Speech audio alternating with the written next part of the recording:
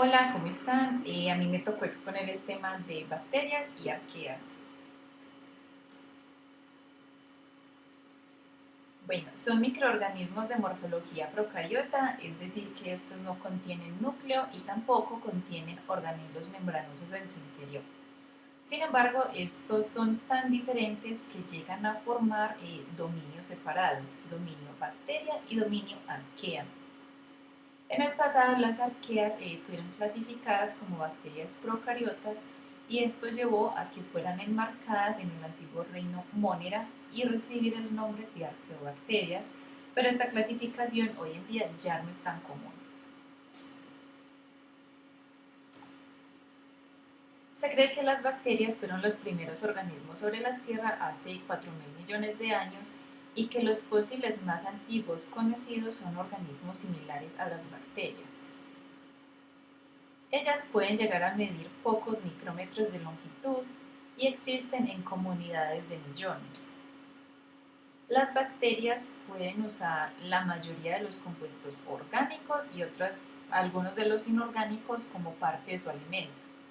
Y algunos pueden sobrevivir en condiciones muy extremas. Más adelante les explico qué nombre reciben y qué clasificación lleva esta cualidad. Algunas bacterias llegan a ser dañinas, pero su mayoría tienen propósitos muy útiles, tanto que algunas de ellas pueden ser compatibles con formas de vida tanto vegetal como animal. Y también pueden llegar a ser empleadas en procesos industriales y en procesos medicinales.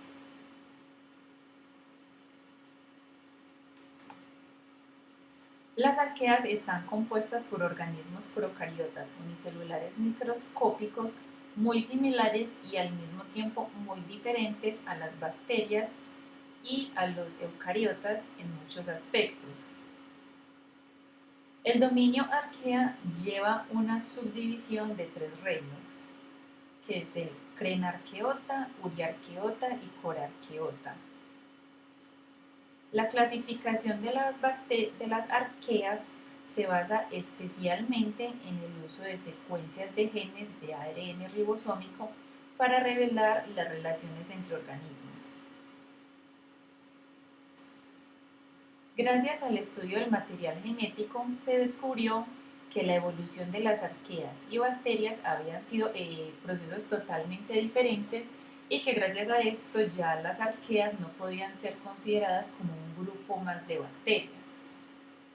Las arqueas inicialmente se clasificaron en 1977 como un superreino independiente de las bacterias.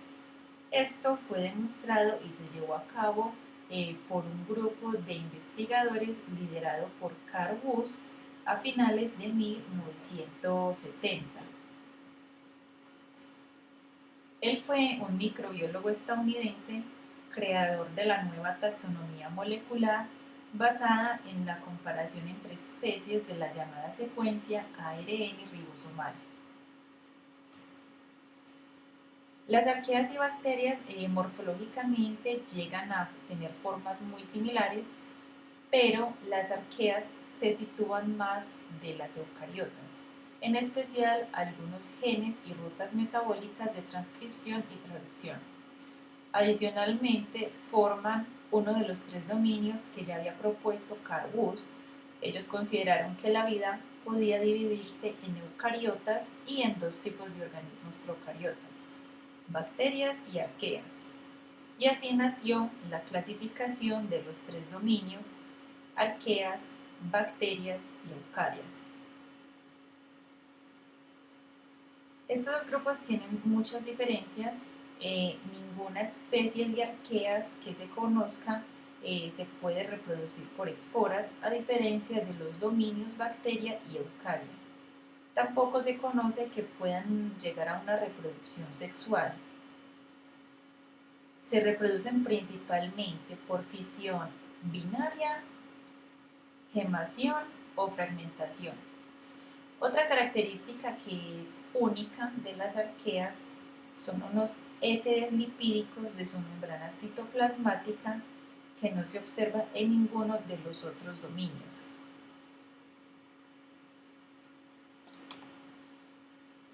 Las arqueas pueden habitar un amplio espectro de ambientes, siendo muchas de ellas extremófilas que pueden estar en ambientes muy extremos, ya sea temperatura, pH o salinidad.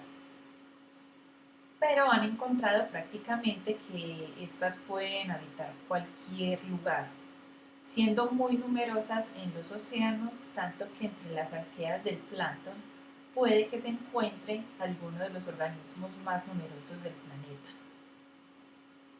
Estas también se pueden encontrar en el intestino humano como parte de la flora, ya que existen arqueas metanógenas, que son organismos que necesitan de un ambiente anaerobio estricto y que éstas llegan a producir metano, que es el principal componente del gas natural, y por tal motivo se cree que ellas tienen un papel muy importante en la degradación de materia orgánica en la naturaleza.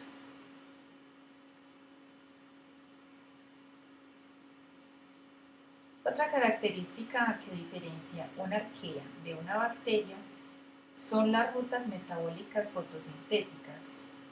Existen bacterias y eucariotas que pueden realizar fotosíntesis oxigénica, pero sin embargo existen arqueas que son capaces de realizar el mismo proceso en la ausencia total de oxígeno. La mayoría de las arqueas fotosintéticas son fotoheterótrofas, y también existen arqueas que fijan dióxido de carbono atmosférico, aunque no utilizan la energía solar para hacerlo.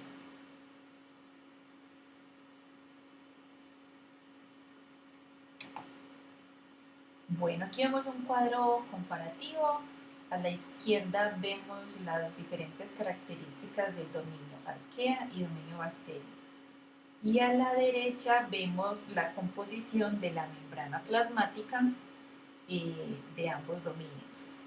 Entonces, varias características, por ejemplo, el dominio arquea no forma esporas, y en el dominio bacteria algunas de ellas sí pueden llegar a formar esporas. El aparato de transcripción de las arqueas es parecido a eucariontes, y en las bacterias es el bacteriano.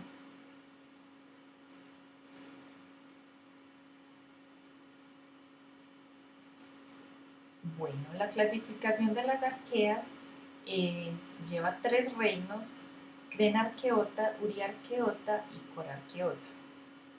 El Crenarqueota abarca principalmente a los arqueos hipertermófilos, que son aquellos que pueden estar a temperaturas altas, a más o menos 70 grados Celsius, que es una temperatura que mataría a la mayoría de los seres vivos. Luego está Euriarqueota, que la mayoría son metanógenos, que son organismos que deben estar en ambientes estrictamente anaerobios. Halófilos extremos, que viven en ambientes de grandes cantidades de sal. Y termoplasma, que deben estar en ambientes ácidos y de alta temperatura. Y corarqueotas son aquellos que se conocen que viven en fuentes termales.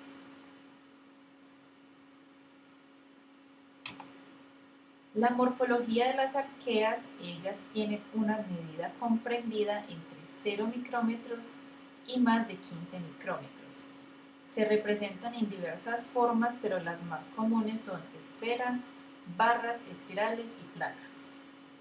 También en las células de las arqueas se han identificado proteínas relacionadas con los componentes del citoesqueleto, así también como filamentos.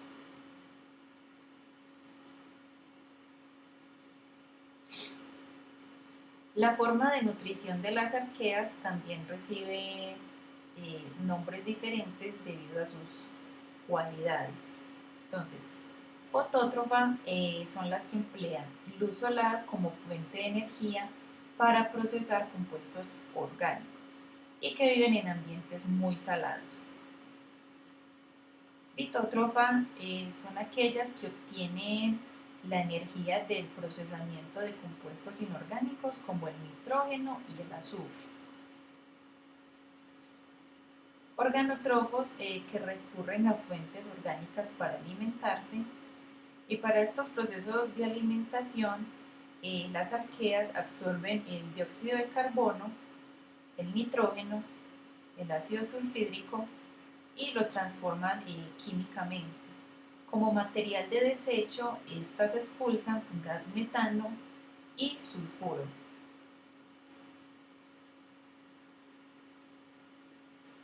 La clasificación de las bacterias, antes de que se inventara la técnica de secuenciación del ADN, su clasificación se basaba por medio de la morfología. Y también su clasificación incluye actividad metabólica, condiciones requeridas para su crecimiento o también sus reacciones bioquímicas. Bueno, aquí en la imagen vemos pues más clara la clasificación morfológica.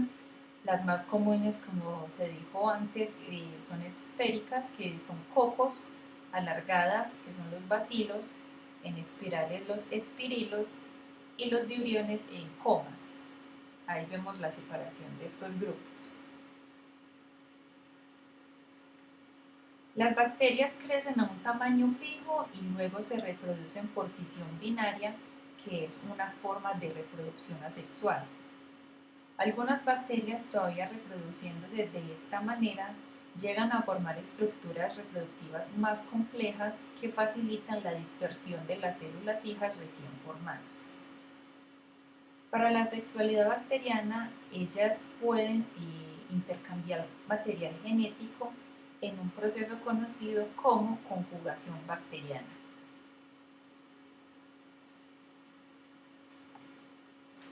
Bueno, la conjugación bacteriana es un proceso que implica dos bacterias. Una es la que tiene el material genético, que es la donadora, y otra la que lo recibe, que es la receptora. Para que este proceso se logre, la donadora debe tener un plásmido o el factor F que contenga información genética. Se llama F- a las bacterias que no poseen el factor, F+ si este factor está en su citoplasma, HFR si está integrado en su cromosoma, y de ser este último caso, la frecuencia de recombinación sería mayor. Bueno, a la derecha vemos más o menos el paso a paso del proceso de la conjugación bacteriana. Entonces, dos bacterias a partir de contacto físico por medio del pilus, la donante, que es la que tiene el ADN cromosómico, se lo va a transferir por medio del pilus a la receptora. Esta tiene un origen de transferencia y es así como puede abrirse y pasar a lo largo del pilus, que es el medio que las está uniendo. Así, de esta manera queda una copia en la bacteria donadora y otra en la bacteria receptora. Luego, cada bacteria usa su maquinaria de replicación y queda el plásmido F en una cadena doble. Luego de este proceso, la que en un principio se era conocida como receptora, se convierte en donadora porque ya incorporó el plásmido F y tiene posibilidad de realizar transferencias. Entonces todo vuelve a ser así, círculo, proceso, un ciclo. El plásmido puede tener distintos genes, uno de estos es que llegue a tener resistencia a los antibióticos. Según la temperatura de crecimiento, aquí vemos un termómetro en grados Celsius, vemos cómo se clasifican y debido a la temperatura que puedan soportar, qué nombre reciben. Entonces, de 0 a 20 están los psicrófilos, de 20 a 40 mesófilos, de 40 a 70 termófilos, de 70 a 90 termófilos extremos y de 90 a 110 hipertermófilos. Entonces, los mesófilos crecen a temperaturas de 25 a 45 grados más o menos. Termófilos crecen a temperaturas arriba de 90 grados y psicrófilos son los que están a temperaturas más bajas de 0 a 25 grados.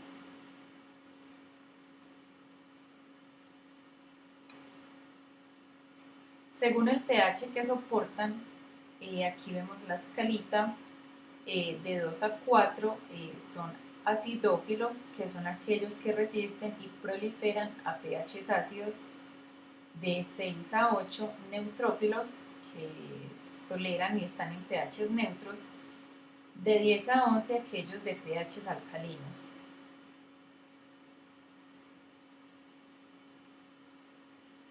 Según las concentraciones de sal y azúcar, ellas también reciben una clasificación. Osmofílicos son aquellos que proliferan en altas concentraciones de azúcar.